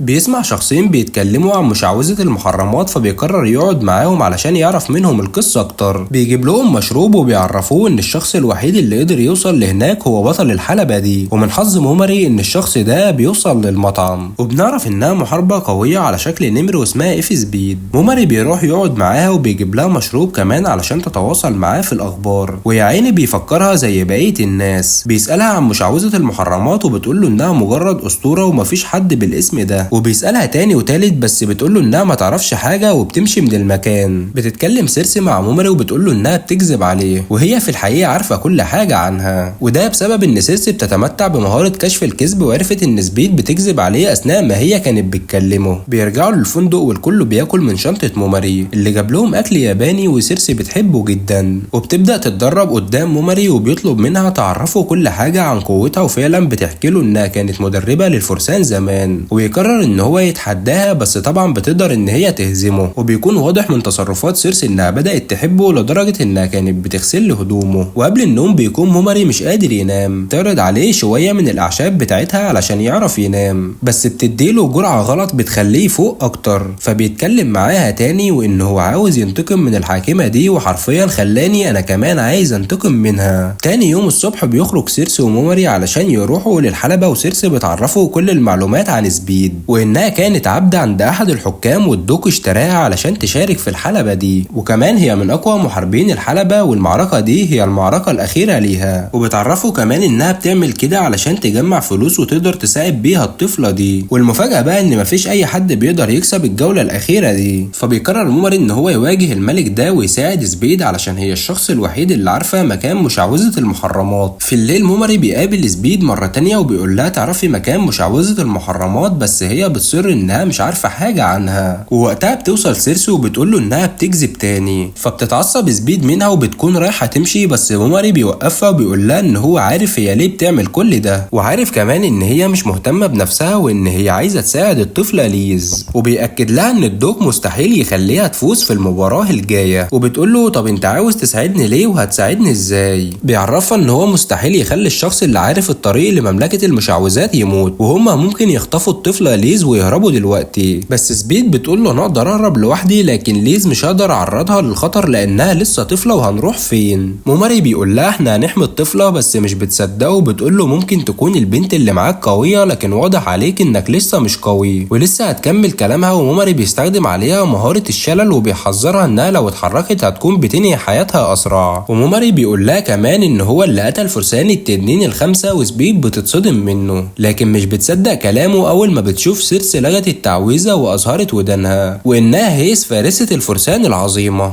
بس سبيد برضه بتكون مش واثقة فيه وبتقول له انها تكمل مسيرتها في الرياضة الدموية. وموماري كان لسه هيحاول يقنعها تاني، لكن قالت له انا من الاخر لسه شايفاك من يوم ومفيش اي حاجة تخليني اثق فيك، وبتقرر خلاص انها تكمل المباراة بتاعتها. موماري بيكون زهق منها وبيقول لها مع نفسك بقى، بس افتكر ان حذرتك. وبيعرفها ان هو هيمشي في اليوم التاني وان غيرت رأيها ممكن تقابله على جسر البحر وتكون جايبة البنت معاها علشان تمشي معاه، وبيمشي وبيسيبها. وسيرس بتعتذر له علشان اظهرت شكلها قدام سبيد، بس هو بيقول لها عادي سيبك منها. وفي الطريق بيشوفوا الجماعة بتوع مستخدمي السحر الملعون واقفين قدام بيت شخص وتقريبا في حاجة بتحصل هناك. وبيقرر موماري وسيرس انهم يعرفوا ايه اللي بيحصل، بس قبل ما بيمشوا بيلاقوا الجماعة دول ماسكين بنت وبيضربوها. وسيرس لسه هتتدخل بتلاقي ان موماري استخدم على واحد منهم مهارة الهيجان وبدأوا كلهم يضربوا في بعض والبنت هربت منهم. وبيكون باقي على رحيلها 4 ساعات، وسيرس بتسأله هل سبيد هتوافق على العرض ولا هتكمل وتحارب في اخر معركة. وموماري بيكون مش عارف علشان كده بيقول لها هنستنى وهنعرف. في الاثناء دي سبيد بتبقى على السرير وبتفكر في كلام موماري وبتبقى مش عارفة تنام، فبتقرر انها تتمشى شوية في القلعة. والمفاجأة انها بتسمع الملك وهو بيتكلم مع واحد من الجنود وبيقول له ان لازم النمرة تخسر في اخر معركة ولازم تقتلوها. وقتها بتعرف ان كل كلمة سمعتها من موماري كانت صح. الملك والتابع بتاعه كانوا قاعدين بيتكلموا في طريقة موتها وان هي مجرد حيوان مش بشرية ولازم يعذبوها. وبيتكلموا عن ليز وان هو هيفكر يتبناها بعد ما سبيد تموت، ومش علشان تحارب ولا حاجة وهتبقى للتسالي فقط، وان هي لو مش عجبتهم هيبيعوها لأي شخص كعبيد. والمساعد بتاعه بقى بيقول له المفروض يتعاطف مع سبيد، والملك بيرد عليه بضحك وازاي يتعاطف معاها دي حتة حيوان. سبيد بقى بعد كل ده بتكون سامعاهم ومتعصبة جدا وفي طريقها لغرفتها وبتقابل الشخص اللي هيواجهها في اخر معركة، وبيطلع في الاخر واحد من مستخدمي السحر الملعون. بتروح بقى الموماري وبتعتذر منه وبتقول له ان كل كلامه صح، وبيقول لها هناخد البنت معانا ولا ايه. بتقول له اصلا كل اللي بعمله ده علشانها، وبتعرفه شوية شروط كده لازم يعملهم علشان تعرفوا على المكان واحدة بواحدة يعني. في الاثناء دي الطفلة بتكون قاعدة مع الست، والست كل اللي بتعمله في حياتها انها بتضرب فيها وليز بتعيط. البنت بتصعب عليا والله. وفي الوقت ده بقى بتوصل الاسطورة سبيد للمكان وبتاخد البنت منها، وبتقول لها ان حد سالك عليا قولي لهم راحوا مع روميو وجولييت في رحلة. توكا موماري كمان بيوصل للمكان والست بتقول لهم اقعدوا تفتكروا ان الدوك هيسيبكم كده، انا هروح اقول له واخليه يقتلكم بسبب اللي انتوا عملتوه ده. موماري بيقول لها ده لو فضلت عايشة علشان تقولي له، وبيقوم جاي مديها واحدة شلل على واحدة ظلام على واحدة سم وبيخلص عليها. في الطريق موماري بيتكلم مع البنت الصغيرة علشان يعرفها ان المكان خطر ومش هينفع تيجي معاهم، بس هي بتقول له انها تفضل مع اختها ومش هتسيبها. واختها دي بقى بتبقى سبيد، فبيقرر ان هو ياخدها في الرحلة معاه. بس سبيد بتحس ان في حد خامس معاهم وانهم مش لوحدهم هم ال4، والخامس ده بقى بيطلع هو بجمورة. ولما الطفلة بتشوفه بتعجب بيه وبتفضل تلعب معاه. وكده بقى صاحبنا موماري ما بقاش لوحده وبقى معاه 3 اصدقاء يثق فيهم وما شاء الله كلهم بنات. سبيد بتتكلم معاه وبتعرفه انهم من عيلة فقيرة واتباعت كعبيد في الاول، ولكن هي دلوقتي عايشة مع ليز بسببه هو. وبتقوله ان هي عايزة تفضل معاه على طول وتبقى خدامة ليه. وموماري بيستغرب وبيقول هي دي مش كانت من شوية مش بتثق فيا خالص. بتقوله دلوقتي عرفت انك طيب وانت كنت تقدر تعذبني علشان تعرف المكان، بس انت سبتني براحتي وفي حياتي ومش هنسى الجميل ده. بيوافق موماري ورسميا بيبقى فريق موماري 5 اعضاء، موماري وسيرس وبجمورة وسبيد وليز. موماري بيعرف سيرس ان البنت دي من فئة اليف الظلام، وده هيبقى سبب يخلي مشعوذة المحرمات تدخلهم لان هي كمان من اليف الظلام، وده هيسهل عليهم الدخول من غير مشاكل. بيوصلوا اخيرا لبداية مغامرتهم وموماري بيبدأ يعمل الفخاخ في كل مكان ومساعدة أصحابه، وبيجهز الخطة وبيتقسموا المجموعات، وموماري وبجمورة مع سيرسي وسبيد هتاخد ليز معاها. فرسان السحر الملعون بيكونوا في المكان وبيكتشفوا موقع سيرس، وبيعرفوا انها مع سبيد وبيهددوها بحجة ان هما اللي قتلوا الفرسان الخمسة، وهي بتعمل عبيطة وخايفة وبتوافق انها تدله على موقع باقي الفريق مقابل ان هي تضمن سلامتها. بيقف رئيسهم وبيقول لها انت فاكرة ان احنا هنصدقك بسهولة المرة دي، وبيأمر الكل يوجه السهام عليها، وبيقول لها احنا مش بنقع في فخاخ، وفي الحقيقة احنا مش بنستخدم سحر ملعون، الفكرة بس شوية سم في الاسهم بتاعتهم. وسيرسي بتقول له يعني مش انتم اللي قتلتم الفرسان الخمسة؟ بيرد عليها وبيقول لها لا مش احنا، بس الفكرة ان الفرسان الخمسة ماتوا بدون اي سبب، فاحنا استغلينا الفرصة واعلنا ان احنا اللي قتلناهم، وكده العالم كله بيعتبر مستخدمي السحر الملعون هم اللي قتلوا اقوى شخص بالعالم، والجميع بقى يخاف منهم. وقتها سيرسي بتشيل قناع الذبابة وبتقول انا اشران سيس اللي قتلت الفرسان الخمسة، واصلا بتكون ولا هي ولا بتوع السحر الملعون، وموماري بيكون هو اللي قتل الفرسان الخمسة، بس ما علينا. بيعرفها على اقوى محاربين عنده بلغان، وده اللي كان هيواجه سبيد ويخلص عليها، ومعاه اخوه فرجين، ودول اقوى اتنين في جماعة انشنت. والمفاجأة ان دول اخوات راش احد الجنود اللي كانوا بيلحقوها في الغابة، يعني عايزين يقتلوها باي طريقة علشان ينتقموا ليه. سيرسي بتتحاصر وفرسان السحر الملعون على وشك الهجوم، بس بيوصل موماري وبيستخدم مهارته عليهم، وبيقول له انت ذكي انك تتوقع خدعة سيرسي، بس دي كانت خدعة علشان نخدعكم مش اكتر، وبيخلص عليهم. بتوصل سبيد والطفلة، وموماري بيطلب من سيرسي ان هي تاخد الطفلة وتمشي وتسيب الباقي عليهم. بيبدأ بقى موماري يستخدم مهارة الشلل على الجنود وبيثبتهم كلهم، ومش بيبقى قدامهم غير الملك، وبيقول لهم مساعد الدوق ان هو جاي يقطعهم، خاصة سبيد وهيعمل منها ملابس. فالواد موماري بيقول له ملابس مين يا عم، العيد لسه ما جاش. بيجي يستخدم الشلل عليه، لكن النظام بيقول له ان هو استخدم الحد الاقصى. بيكون رايح يقتل سبيد، بس موماري بيستعمل عليه مهارة الظلام وسبيد بيطير راسه. بيبدأ باقي الجنود يهجموا عليهم، وموماري بيستعمل مهارته عليهم ومش راحم حد، وسبيد بالسيف بتاعها بتقطع راس اي حد يقابلها، لدرجة ان كل الجنود بتخاف وبيطلبوا المساعدة من الملك، بس موماري بيثبتهم كلهم وبيقول لهم محدش هيهرب من هنا. وبيكون في واحد رايح يغدر بيه، بس سيرسي بترجع وبتساعده في اخر لحظة، وموماري بيحذر سبيد انها ما تخليش حد يهرب منهم حي. الملك لما بيشوف المنظر ده بيتعصب جدا، وواحد من الجنود بيطلب المساعدة منه، بس بيحط السهم في راسه وبيقتله قبل ما يهرب منهم. وموماري بيشل حركته، وسبيد بتقول له لو انت كنت خدعتني كنت انا هسامحك، بس انت استغليت ليز وكده تستاهل التعذيب. بتسخن السيف بتاعها وبتقطعه حته حته، وبكده نكون انتهينا من الدوق واللي هو الملك والجيش بتاعه كله، وكمان فرسان السحر الملعون، ومش بيكون قدامهم غير وحوش غابة المشعوذات. وسيرسي بتعتذر من موماري علشان رجعت تاني وخلفت امره، بس هو بيقول لها عادي مش مشكله طالما ما هي النائب بتاعه، حقها تتصرف براحتها، وبيشكرها لانها بدون مساعدتها كان زمانه ميت. بيتوجه بعدين لجثة الملك وجنوده وبيجمدهم علشان مهارة التجميد بتخفي اثر الجثث خالص، وبكده محدش هيعرف هما فين ولا ماتوا ازاي. بنروح بقى للملك واللي هو ملك الدولة مش ملك القلعة اللي هو الضوء، والملك بيتفاجئ بسبب اختفاء جيش اشنت بالكامل، وكمان مش ظاهر ولا ليه اي اثر، وبيقول لهم بتوتر اعملوا كل المطلوب واعرفوا ايه اللي حصل بسرعة. بنرجع تاني وبنشوف سيرسي بتتكلم مع موماري عن الاختين وهي ليه مهتمة بيهم قوي كده. بيقول لها ان هما دايما بيفكروه بعمته وعمه اللي هما دايما سبب ان هو يشتاق للعالم بتاعه، واما بالنسبة لليس فهي بتفكره بنفس اسلوب المعلمة والتعذيب اللي حصل لهم. وافتكرت نفسي في اللحظة دي اني منقذ، بس برضه هدفي الوحيد ان انتقم من الحاكمة دي اللي بسببها انا بتعذب لغاية دلوقتي. وبيقول لها بسبب كل اللي عملتيه علشان ليكي اي امنية، ولسه ما كملش كلامه بتكون راحت في النوم. بتحاول انها تكمل حراسة، بس موماري بيستخدم عليها مهارة النوم وبينيمها. ويا حلاوتك يا موماري من مهارة شلل لليفل واحد ملهاش اي لازمة، البطل يقدر يهزم اي حد قدامه. في الطريق بنشوف موماري بيقول للفريق بتاعه ان اعتمادهم هيبقى على بجمورة، ولسه ما كملش كلامه بيخرج قدامه وحش شكله غريب. سبيب بتهجم عليه بالسيف، وموماري بيستغل انشغاله وبيستخدم عليه مهارة الشلل، ووراه مهارة السم ومهارة النوم وبيقضي عليه، بس بيكون متردد في ان مهارته ما تأثرش على الوحوش اللي هنا. بيقابل وحوش تاني وبيخلص عليهم بسرعة، وبيتأكد ان وحوش الغابة دي ضعيفة وان هو يقدر يهزمهم باستخدام مهارته. بيفتح بقى كتاب كده جايبه من الاطلال وبيديه لسيرس، فبتعرف كل حاجة عن الكائنات اللي هنا، وكمان بتلاقي قناع الذبابة اللي معاه وبتحكي له قصته. موماري بيلاحظ اهتمامها بالكتاب ده، فبيقرر ان هو يخليه معاها وهي هتقدر تساعده بالمعلومات اللي فيه. وكده موماري بيطمن ان هو هيقدر يكمل الطريق للمشعوذة ويهزم كل الوحوش ذات الاعين الذهبية الوحشية اللي هتقابله. بس الغريب ان في حاجة في الشنطة بتاعته بتنور كل ما يشوف وحش. بيوصلوا عند نهر صغير وموماري بيقدر يعدي هو وسبيد، وبتقول له يروح يساعد ليز تعدي، بس هو بيرفض وبيقول لها لازم تعتمد على نفسها. وليز بالحمولة اللي على ظهرها كانت هتقع بس بجمورة بيساعدها. بتتكلم معاها سبيد وبتقول لها عارفة سيرسي لما تكبر وتتجوز هتجيب بنت قمر زيك. ويا دوب سيرسي بتسمع الكلام ده وبتقع في النهر وهي معدية وحرفيا بتبقى في قمة الإحراج. سبيد بتحس ان في حاجة وتقريبا في وحوش جاية ناحيتهم، فموماري بيقول لها خلاص خليهم ليا وانتي احمي سيرسي والطفلة. بتظهر الوحوش وبيكون في وحش ضخم زي وحوش الإطلال بس بأعين كتير، وموماري بيقول في نفسه يعني هم دول الوحوش ذات الأعين الذهبية. بيستنى الفرصة وبيهجم عليهم بواحدة شلل ووراها واحدة هيجان وبيخليهم يموتوا نفسهم. بعدين بيقطعهم وبيستخدم اللحم بتاعهم علشان يأكلوا البجمورة، وبنعرف ان اللحم ده بيخليه أقوى وبيتمدد بسهولة. بس فجأة بيحسوا بطاقة غريبة ومحدش عارف هي جاية منين ولا من فين. وبجمورة بيقول لموماري ان الطاقة دي جاية من الشنطة، وفعلا الشنطة بتكون بتنور بشدة. بيفتحها وبيلاقي بيضة على وشك انها تفقس، وفعلا بتفقس البيضة وبيخرج منها حصان صغير. بس موماري بيشوف كرة مانا على ظهره وبيستخدم عليها السحر وبيلاقيها بتمتص السحر بتاعه، فبيستخدم السحر عليه والحصان بتظهر حواليه هالة مرعبة وبيكبر وبيبقى فجأة لونه اسود. بيطلب من موماري ان هو يديله مانا اكتر، وفعلا بيمده بسحر تاني وبيتحول الحصان لشكل تاني خالص وبيبقى ضخم جدا. وموماري بيقترح عليه اسم سيلي وبيقول له هل يقدر يرجع تاني لنفس حجمه الاول لان بالشكل ده هيرعب الجميع. فسيلي بيقول له طبعا وبيرجع حصان صغير تاني. وفي مكان تاني بنشوف الابطال اللي الحاكمة طلبت منهم يتوجهوا لغابة المشعوذات اللي هي ارض الوحوش ذات الاعين الذهبية. توكاتو بقى بيبقى متعصب جدا من اللي بيحصل وازاي هو بقى بالقوة دي واللي معاه في الفريق شوية ضعفاء ومحدش مهتم بقوته. بيجي الليل وبيهجم عليه وحوش، وتوكاتو بيقول ده وقتي. بيلاقي المدربين اللي معاه شغالين تقطيع في الوحوش دي ومش رحمنهم، وبيقول لهم بقى سيبولي الباقي، وبضربة واحدة من مهارته بيموت 5 وحوش مرة واحدة. وبيقول بقى الله عليا. بنروح بقى لفرقة فرسان الظلام بعد ما جهزوا الاكل والكل بياكل، وسيرسي بتخرج لموماري وبتتكلم معاه وبيقول لها ان هو حاسس بهجوم وحش في الشمال الشرقي، والمنطقة دي هي نفسها منطقة باقي الابطال، وبيشك ان باقي اصحابه موجودين معاه هنا. في صباح اليوم التاني سبيد وسيرسي بيصحوا مش بيلاقي موماري موجود جنبهم، ولما بيخرجوا يبحثوا عنه بيلاقوا المفاجأة وموماري بيكون قتل وحش من ذو الوجه البشري، ودي بتعتبر اقوى الوحوش في الغابة دي. وسبيد بتكون مش مصدقة نفسها وبتقول له ازاي. بيقول لها عادي هو ممكن يكون بالنسبة لك قوي بس بالنسبة لي انا ضعيف. والصدمة بتوصل ليفل ماكس وسيرسي بتقول له هي دي قوة موماري اللي هيخلص بيها على الحاكمة. في الليل بيكملوا الطريق وبيلاقوا جبل ومش عارفين هيقعدوا ازاي، بس موماري بيبص في الخريطة وعرف ان في كهف في الجانب التاني من الجبال وهم حاليا لازم يروحوا على هناك. بيطمن موماري على ليز فبتقول له طالما ما انت عايش وموجود فمعنى كده ان مش هيحصل لي اي حاجة، والكلام ده بيخلي موماري يثق في نفسه اكتر. بيوصلوا اخيرا للكهف وبيبدأ كل واحد يشكر التاني على مساعدته، وموماري بيشكر سبيد علشان الخريطة اللي ساعدتهم للوصول لهنا، وهي كمان بتشكره لان من غير مساعدته كان زمانهم اموات دلوقتي. وبتحكي له عن حلمها وانها نفسها تعيش في منزل بسيط مع ليز وتحميها. بس على غير المتوقع وحش بشكل بشع جدا بيظهر ورا سبيد وبتقول له بسرعة، بس ده ما كانش وحش عادي، والوحش بينور وبيخرج صوت قوي جدا. وموماري بيتصدم وشكله عارف ايه اللي هيحصل، وكل وحوش الغابة بدون استثناء بتتوجه عند موماري من جميع الجهات ومن كل مكان، والوحوش مستعدة تقتلهم. موماري بقى بيكون متوتر ومش عارف يعمل ايه، وازاي ظهر فجأة كده وحش من ذو الاوجه البشرية، وكمان الوحوش كلها متوجهة ناحيتهم ومستعدة تقتلهم. بس سبيد بتتدخل وبتقول لهم امشوا انتوا وانا هتولى امرهم، لان زي ما معروف ان مورا سريعة جدا في الحركة وعندهم حس وشم قوي وردة فعل سريعة. ليز بتخاف عليها وبتكون عايزة تروح معاها بس سبيد بترفض وبتقول لها موماري عمل حاجات كتير علشان نفضل عايشين، ودلوقتي جه دوري علشان اقدم له خدمة او مساعدة ليه، وبتطلب منها تفضل معاهم وتعتبرهم زي اخواتها، وبتقول لها ان هي مش هتطول وهترجع لهم. بس موماري بيقول لها ازاي هتواجه الجيش كله لوحدك، وهو عارف انها محاربة وسيافة قوية بس دول عددهم بيتخطى الالاف، وبيطلب منها انها توعده انها ترجع عايشة مهما حصل وانها تقدر تهزم كل الوحوش دول لوحدها. هي بتوعده طبعا انا وانت وموماري عارفين انها مش هتقدر توصل لربع المعركة حتى، فموماري بيتدخل وبيقول لها عارف انك قوية وسيافة ماهرة بس قوتك مش هتنفع لان عدد الوحوش دلوقتي غير اي مرة، وبيعرفها كمان ان هو ليه الافضلية بمساعدة سيلي وبجمورة وكمان بمساعدة مهارته، فهو ليه الافضليه اكتر ان هو يخلص المهمه، وبيقول لهم كمان ان هو القائد ومن مسؤوليته تحمل اي حاجه تحصل في الفريق. سبيد بتعتذر منه، وكمان ليز بتشكره وبتتمنى ليه التوفيق، وهو بيكلم سيرسي وبيقول لها تاخد بالها من باقي الفريق، وبتقول له تمام يا عم. بنروح بقى لباقي الطلاب اللي مرعوبين من المنظر، والكل شغال يهجم على اللي قبله مش عارفين يعملوا معاهم ايه. واثناء الهجوم واحده من الابطال بتقطع قدم الوحش ومش عارفه تعمل ايه وبتقع، بس في الوقت ده بتوصل لها كوباتو اللي هي اصلا مش بتعرف تستعمل السيف، ولكن علشان افتكرت موماري وان محدش وقف جنبه وقررت انها تساعد صديقتها. موماري في الوقت ده بيكون بيستعد للمعركه وعارف ان باقي الفريق مهربش وانهم لسه موجودين بالقرب منه، وبيبدا يستخدم المانا بتاعته على سالي وبيكبر وبيتحول لحصان مرعب، وباقي الفريق بيشوفوا الحاله المرعبه بتاعته في السماء. وموماري بيستخدم كل قوته وبيحرر بجمورة وبيعمل موجات سحريه كبيره في السماء، وبيقول لها كده الكل اتجمع وبقيته تحت رحمه ملك الذباب. بيحس من قوه الوحوش ان حياته ممكن تنتهي في المعركه دي، علشان كده بيقول لسيلي وبجمورة انهم يحموا باقي الفرقه لو حصل اي حاجه. وفعلا بتبدا كل الوحوش تهجم عليه، وموماري بيقول لهم يلا بينا نبدا المجزره. بننتقل لباقي الابطال، ورئيسه احدى المجموعات بتشوف الطلاب واصحابها ميتين ورئيسهم كان واقف جنبهم وما دافعش عنهم حتى. بتساله عمل كده ليه والمفروض كان يساعدهم، بس بيكون عنده وجهه نظر تانية، وان الاقوى ليهم الافضليه ان هم يعيشوا، بما انه هو من الرتبه ايه فمش فارقه معاه هيموتوا ولا لا. فبتتعصب عليه وبتقول له ايوه انت من الرتبه ايه علشان كده زمايلك معتمدين عليك، وده حتى ما تعبش نفسه ان هو يساعدهم. بيتعصب عليها هو كمان وبيقول لها انا جيت هنا علشان انا قوي وهم ماتوا علشان ضعفاء وانت عامله الاقوى هنا وبتديلنا اوامر. البنت بتستغرب وبتقول له انت بتقول ايه يا عم. بيفضل على كده وبيشتم فيها وهو متعصب جدا، بس توكاتو بيوصل وبيرفع سيفه وبيقول له انت نكره، والقوه اللي معاك دي مش المفروض تستحقها لان القوه دي للعائلات الملكيه اللي زي توكاتو يعني. والواد بيتعصب عليه وبيخرج قوته وبيقول له ما تعملش كبير علينا علشان انت من الرتبه اس. بيشاور على البنت وبيقول له اهي من الرتبه اس ومش معاها مهاره فريده، مع ان كل الابطال اللي من الرتبه اس معاهم مهارات، ده غير ان هو من الرتبه ايه ومعاه مهاره فريده كمان. يعني من الاخر كده دي مجرد حروف ملهاش لازمه. ويمادا بيتعصب عليه وقبل ما يهجم توكاتو عليه بيوقفه وبيقول له سيبه ويمشي. بعدين بيتكلم مع ايكا وبيقول لها لازم تتدربي اكتر ويا ريت تفهمي موقفك من اللي سمعتيه ده، والبنت بتكون في قمه الاحراج.